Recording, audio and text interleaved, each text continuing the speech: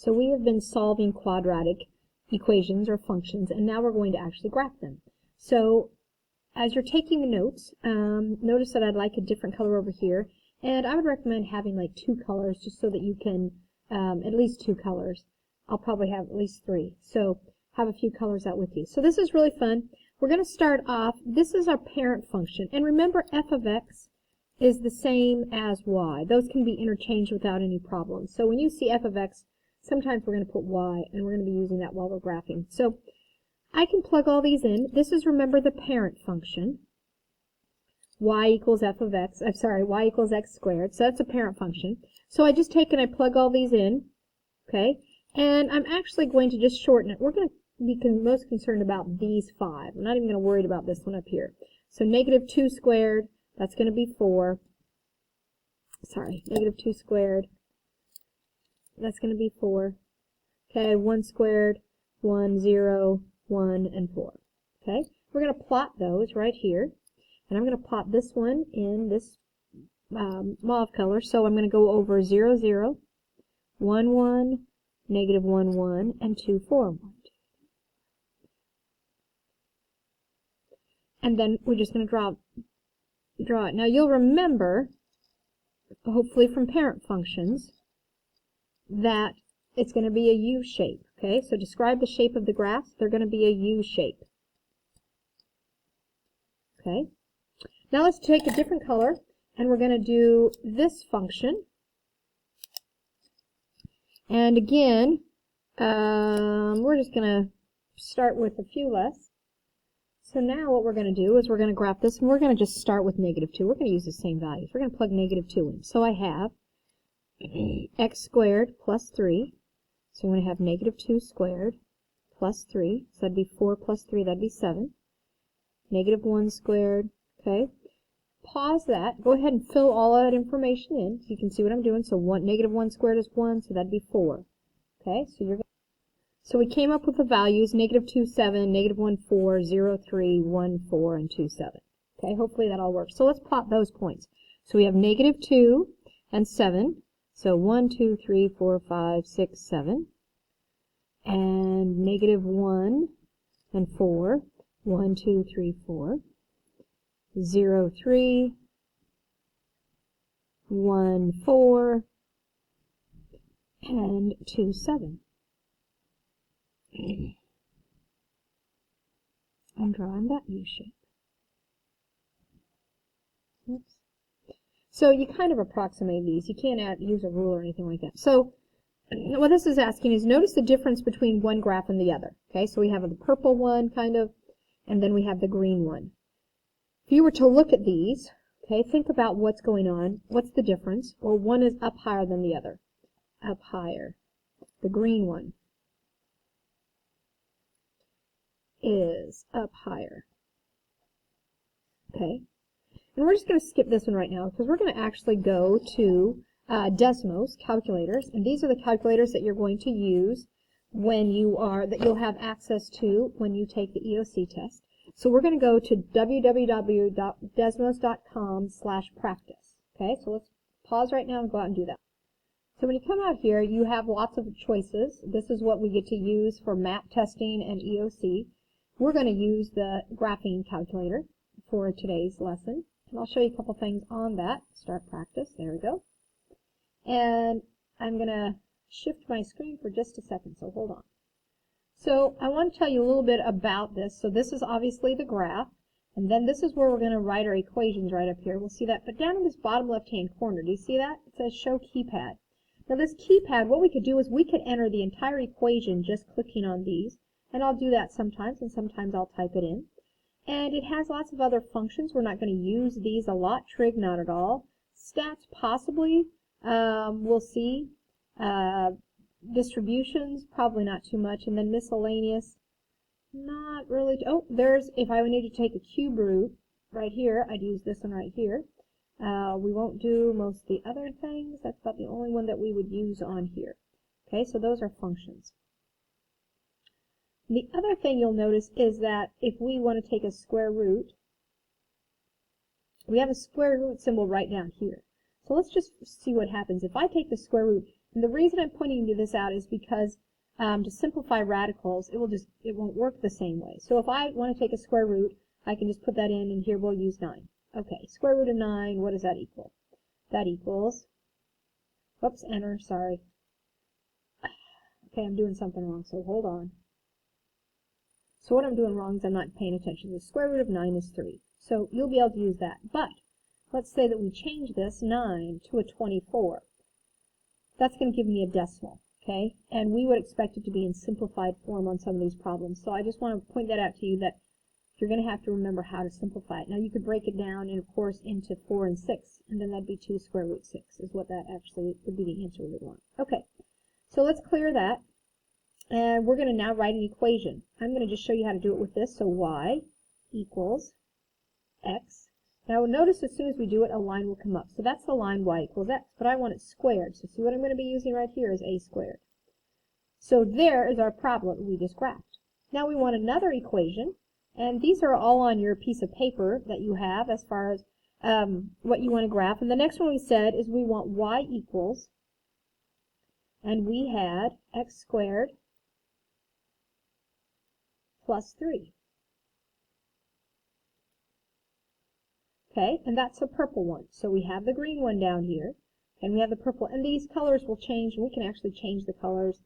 I'm sure you guys would be really fast at changing those colors. So if you want to do that, there's a way. I'm not going to worry about it right now. Okay, so those are our two graphs. Now, I said to put a third one in. If you look at your paper, you have, on this one I'm just going to type in y equals x squared, and that's the problem. We don't have the squared key. And then we want to go plus 2, no, minus 2, sorry, minus 2. And that's the black one down here, okay? So look at this original one. The green one is our parent function. This purple one is when we had an x plus 3. And the black one is when we had an x minus 2. So what could we generalize around here? What are we noticing around these? Okay? So pause on that. Think about it. I'm going to go back. So if we look at those graphs, okay? I don't know what that is. Ignore that. And you can do more. Change the numbers, and I'd really like you to do that. Go and explore. Change it to plus and minus and different numbers and see what shows up. But if we were to write a generalization, we notice that it shifts up and down. Right? We're always going to compare it to the parent function. There's our parent function. We're always going to compare it to that. So when we had a plus 3, okay, it went up. When we had a minus, it went down. Okay, so if we were to write a rule algebraically using k as a variable, we would have f of x is equal to x squared plus k.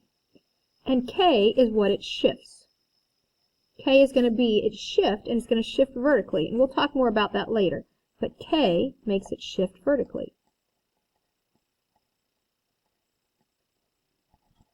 Okay, now we're going to take these next one. We always start with the parent function. We're going to go back out to Desmos, and then I want you to clear the other ones, except for this x squared, and then we're going to put in these 3, and we're going to see what happens, okay? So I'm going to clear these equations, except for that first one. I'm going to keep that. Now I'm going to type in the equation, y equals, but I need it in parentheses, x plus 1, ending parentheses. Okay, now I need to square that. Okay, so there's my first one. That's x plus 1 quantity squared. I'm going to do another one. And this one, of course, we're just going to type in those functions. So now I have x minus 5 quantity squared. And notice that's that blue one way over here. Okay, start looking what's happening. Do another one. We have another one. It's y equals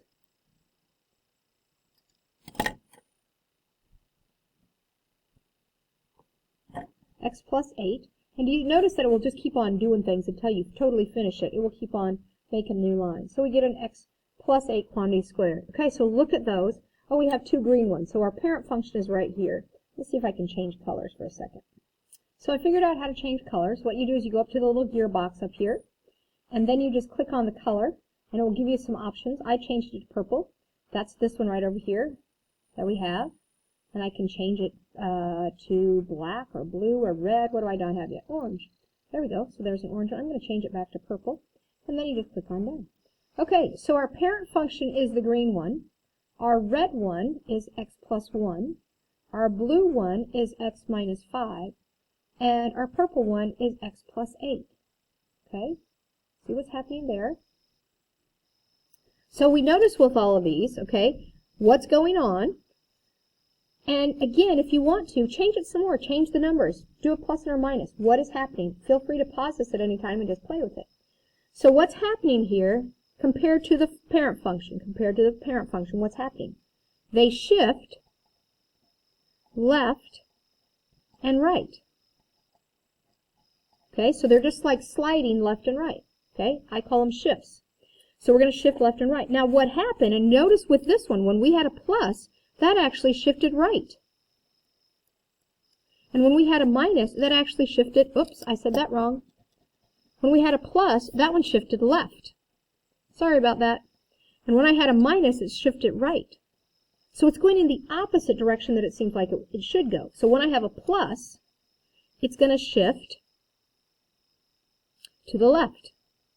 And when I have a minus, it shifts to the right. And it seems like it should be the opposite. Now for this one, notice that they're all in parentheses. So if I use h, I would have f of x is equal to x minus h squared, because when we want to, and this is where it's kind of an opposite thing, and we'll talk more about this when we get into factored form. It's like the parentheses make it go to its opposite. So when I have a minus h, I'm actually going to go in a positive direction. But we want it to always be, they always write equations and formulas in a positive direction. So this one is x minus h. Okay? That means that it's going to shift it to the right. But if I have a plus, it's going to go the opposite direction. So it's like these parentheses are an opposite. So now if we were to combine these two, we would have f of x is equal to x minus h quantity squared plus k. K shifts it up and down. Okay, if it's positive, it goes up, and if it's negative, it goes down. Whereas h shifts it horizontally. So k is vertical, and that's how I can kind of vertical, whoops, spelled that wrong. And h, horizontal, so left and right. So this one's left and right, but it's in the opposite direction as what you would think. Okay, so left and right, but in opposite direction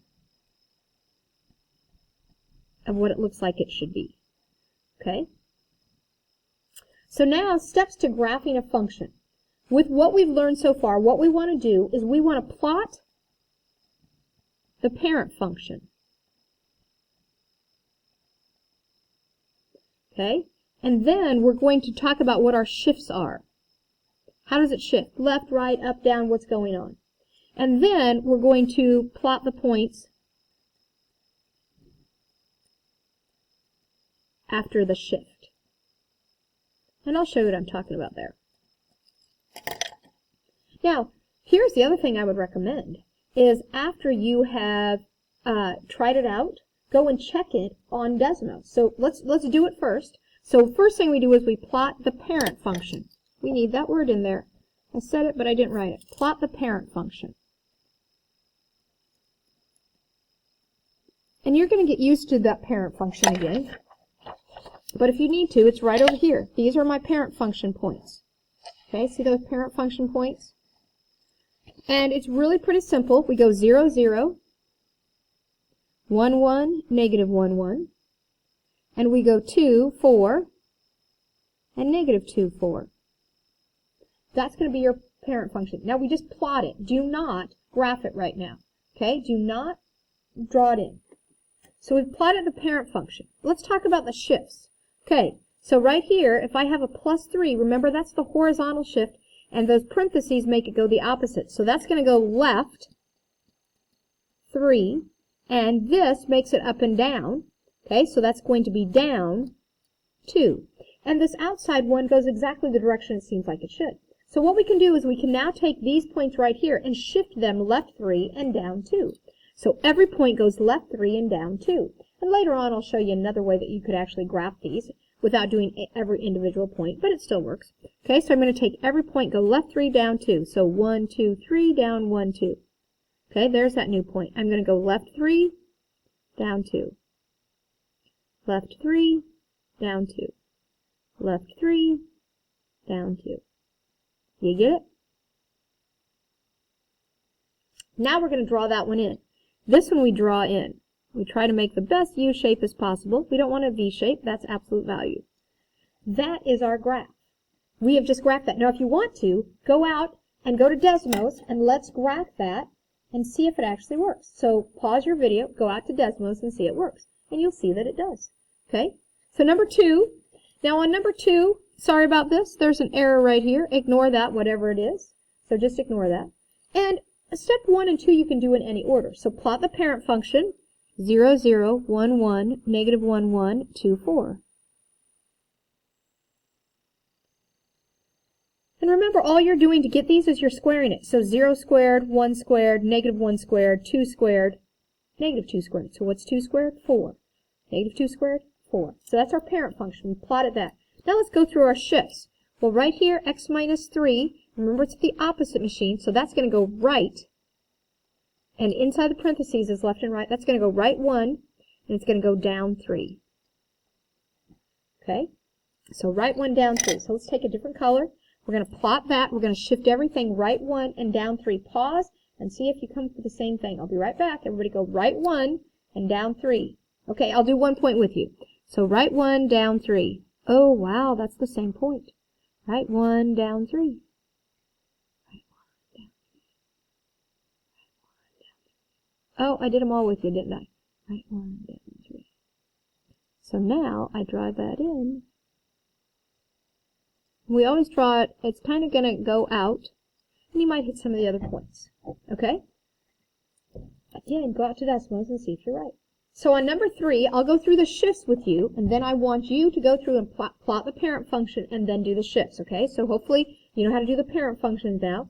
Look at our shifts. This is a plus. Remember, inside the parentheses always goes the opposite. The parentheses tells us left and right, so we're going to go left 5 and up 4.